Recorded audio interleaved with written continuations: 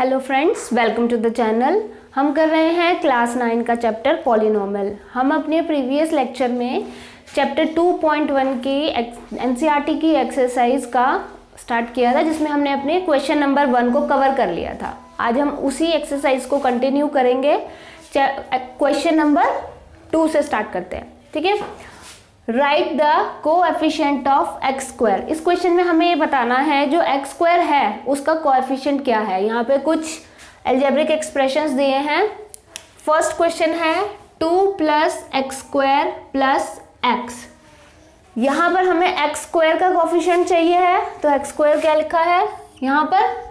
X square के साथ जो मल्टीप्लाइंग टर्म है वो हमारा क्या होता है, कोएफिशिएंट होता है। तो एक्स स्क्वायर किससे मल्टीप्लाई हो रहा है, यहाँ पर हमें कोई नंबर दिखाई नहीं दे रहा है, इसका मतलब ये किससे मल्टीप्लाई हो रहा है, 1 से मल्टीप्लाई हो रहा है।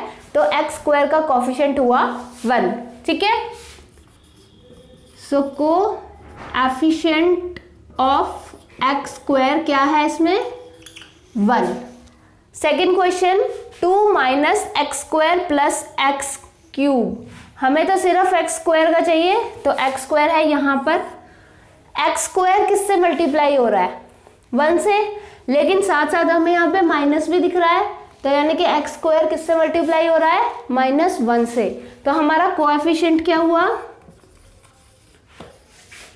हमारा कोएफिशिएंट हुआ -1, ठीक है। थर्ड क्वेश्चन में हमारे पास है π/2 x स्क्वायर + x। यहाँ पर x स्क्वायर वाली टर्म है ये, और x स्क्वायर किससे मल्टीप्लाई हो रहा है, π/2 से।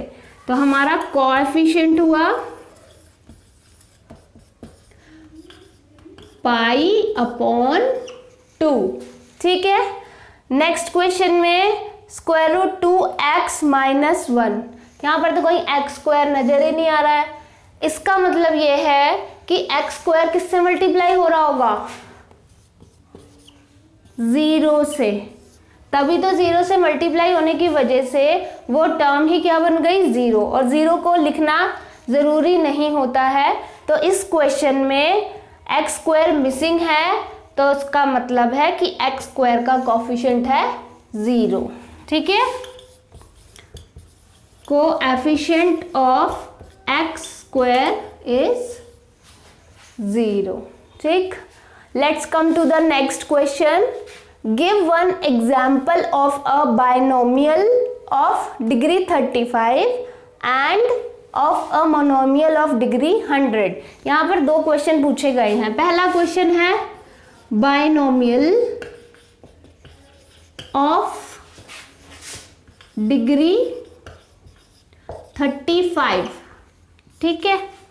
तो बाइनोमियल सबसे पहले तो क्या होता है, बाइनोमियल ऐसा पॉलिनोमियल है जिसमें 2 टर्म्स होती हैं, ठीक है।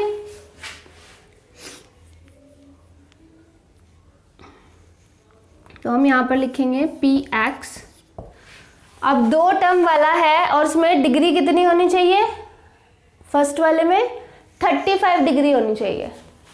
तो हम x वाला ले रहे हैं, वेरिएबल मैंने x सिलेक्ट किया है, तो मैं कोई भी अलजेब्रिक एक्सप्रेशन लिख सकती हूँ जिसमें मेरी x की मैक्सिमम डिग्री कितनी होनी चाहिए, 35 होनी चाहिए, और उसमें कितनी टर्म्स होनी चाहिए, 2 टर्म्स होनी चाहिए। तो हम स्टार्ट करते हैं। 3x⁵ ⁵ + 15।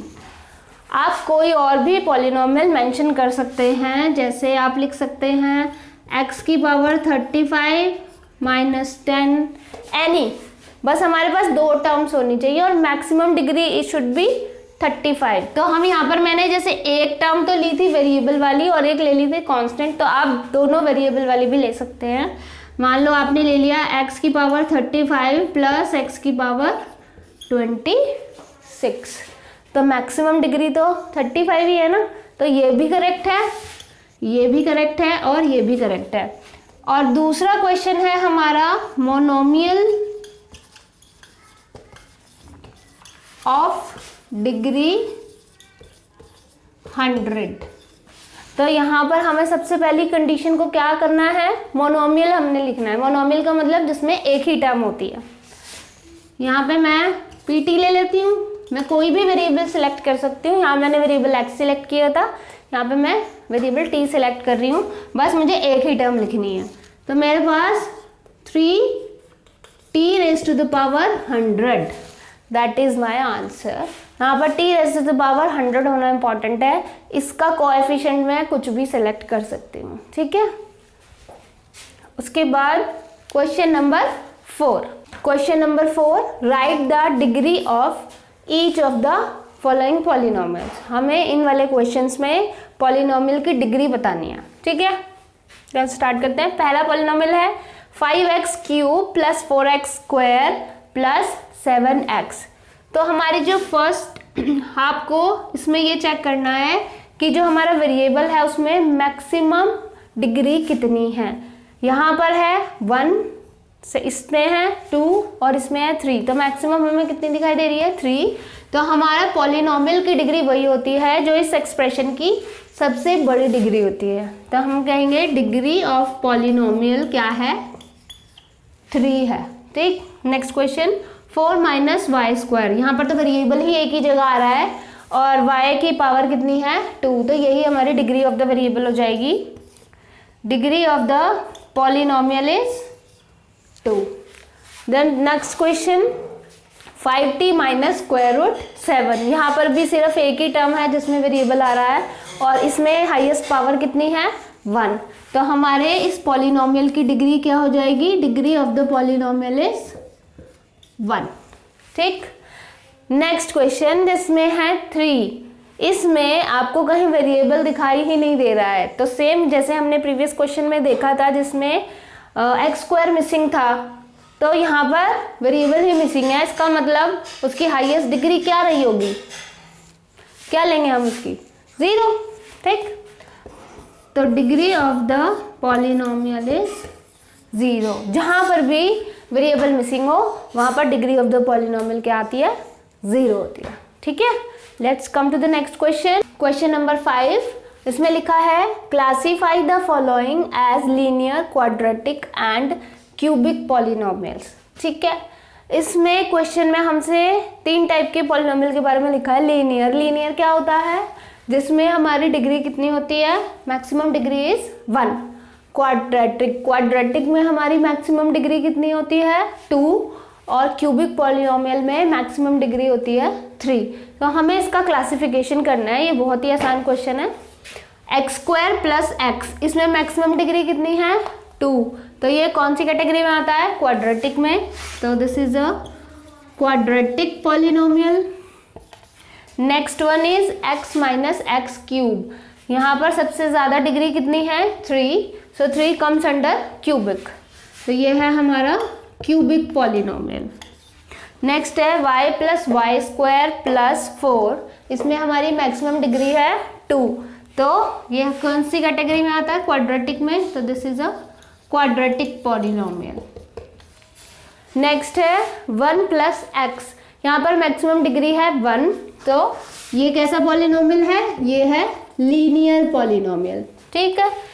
यहाँ पर क्या लिखा है 3t, यहाँ पर मैक्सिमम डिग्री कितनी है 1, तो ये भी लीनियर हुआ। नेक्स्ट है आर स्क्वायर, आर स्क्वायर का मतलब 2 और 2 हमारा कौन सी कैटेगरी में आता है, क्वाड्रेटिक, तो ये हमारा क्वाड्रेटिक है। 7x क्यूब, 7x क्यूब एक मोनोमियल है और इसमें हाईएस्ट डिग्री 3 है, तो ये क्यूबिक पॉलिनोमियल हो गया। समझ में, आई होप आप सभी को ये समझ में आ गया होगा। अगर आपकी कोई भी क्वेरी है तो आप हमारे कमेंट सेक्शन में लिख के भेज सकते हैं, और अगर अभी तक आपने हमारा चैनल सब्सक्राइब नहीं किया है तो please subscribe our channel. Thank you for watching the video.